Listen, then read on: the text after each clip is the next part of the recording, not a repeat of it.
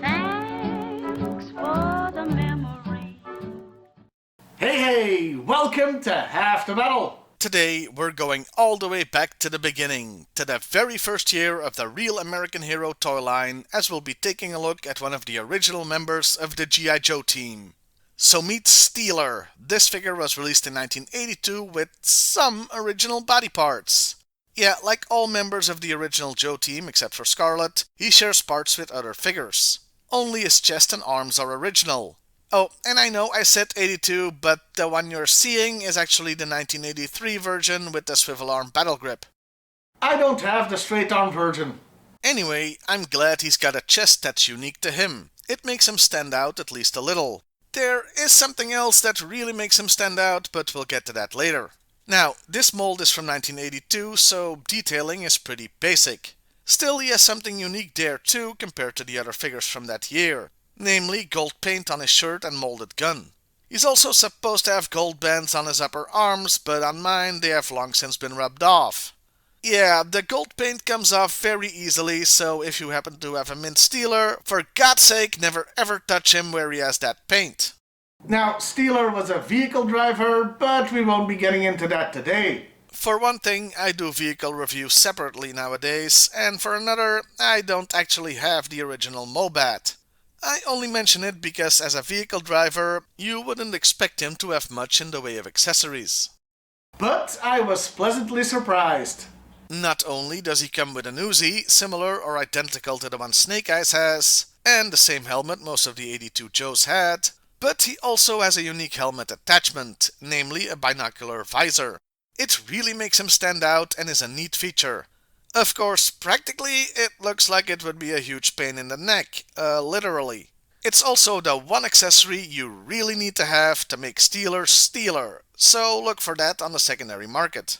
Overall, it's a good figure that stands out and a great addition to the first G.I. Joe team lineup. It's also the only toy Steeler got in the original line. It's a quote-unquote honor he shares with only Breaker, Flash and Shortfuse from the original team. I'm not counting the swivel and straight arm toys as different versions. In later years, he only ever got 2 new figures that were available at regular retail. There were a few convention exclusives and one store exclusive, but that's it. And for the next version of Steeler, we only had to wait 21 frickin' years! Yeah, it wasn't until 2004 when a new version was part of a figure 3-pack that also included a comic book, a reprint of issue 5, Thanks for the Memories. It's kinda weird since they had the perfect opportunity to bring out a new version of Steeler years earlier. Namely, in 1998, when the Mobat was part of the Toys R Us exclusive collector's line. Only, it didn't come with Steeler. It came with Heavy Duty and Thunder. Well, Thunder Wing because Hasbro sucks at retaining copyrights. It's really funny that this thing came with 2 figures when it can only hold 1. Well, half of one actually, as it sticks out of the top.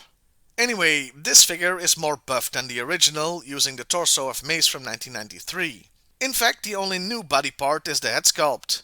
It's not a bad toy at all, and they included a new version of his visor, something that I feel is essential. Which is why it's baffling to me that the only other full retail version from 2008 doesn't have it. It uses the modern body construction and looks as generic as it can get. This is Steeler in name only. He looks like a nameless green shirt. With that, it's time to talk about the character, starting with the file card. And let's get this out of the way immediately. The codename Steeler. He's called that because he's from Pittsburgh. The Pittsburgh Steelers, get it? Yeah, it's kinda funny. His real name is Ralph Pulaski, and his specialities are armor, artillery, and transportation. He drives a tank, basically. He's blue collar and put himself through college with an ROTC scholarship. He's young, reckless, and clashes with superior officers. That last bit is interesting because he's a superior officer himself.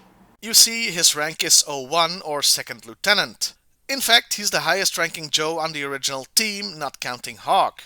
This becomes really funny when you consider the cartoon where Hawk doesn't show up until season 2. So, for the first miniseries and season, technically Steeler should be in charge instead of Duke or Flint. Well, technically, it should be Ace as he's a captain, but he's Air Force, not Army, and a pilot. Look, ranks in G.I. Joe are just weird, okay? The other file cards don't add much, except to say he's a tough, strong dude that likes to challenge others to test of strength. Moving on to the comics, there really isn't that much to say. He's featured in the first issues, of course, but the focus is very much on the Mobat tank, so Steeler fades into the background pretty quick. It's kinda interesting though that he wasn't one of the Joes killed during the Great Purge of old characters that no longer had toys and who were mostly vehicle drivers. I guess even Larry Hama forgot about him. As far as the cartoon goes, he barely shows up for most of it. With one spectacular exception, namely when he's written out of the show in the two-parter Worlds Without End. I've already reviewed that episode, so make sure to check it out to get all the details or watch the show itself, it's free on YouTube, but briefly, Steeler and a bunch of others get transported to an alternate universe a la Star Trek where Cobra has taken over the world. He does not have a good time there as he's stung by an insect that makes him sick, and he finds his own body. Well, the body of the Steeler from that universe, and all this drives him nearly mad. It's not all bad news for him, though. As it turns out, the Mirror Baroness works for the good guys and was in love with Steeler. Well, the one from her universe again. He ends up staying in that reality to form a new resistance and hook up with the Baroness, I guess. I joke, but considering this is like the best G.I. Joe cartoon ever, it's a great send-off of an underused character. Underused. Yeah, I guess that sums up Steeler pretty well. He didn't get many toys and he wasn't featured much in other media, probably because he was a vehicle driver and the tank was the focus. If it wasn't for that legendary cartoon episode, he probably would be almost totally forgotten by now. I'm happy he got at least that because he's a pretty neat character. Well, I'll see you next time, everybody, and hey, why not like, share, and subscribe if that's your thing?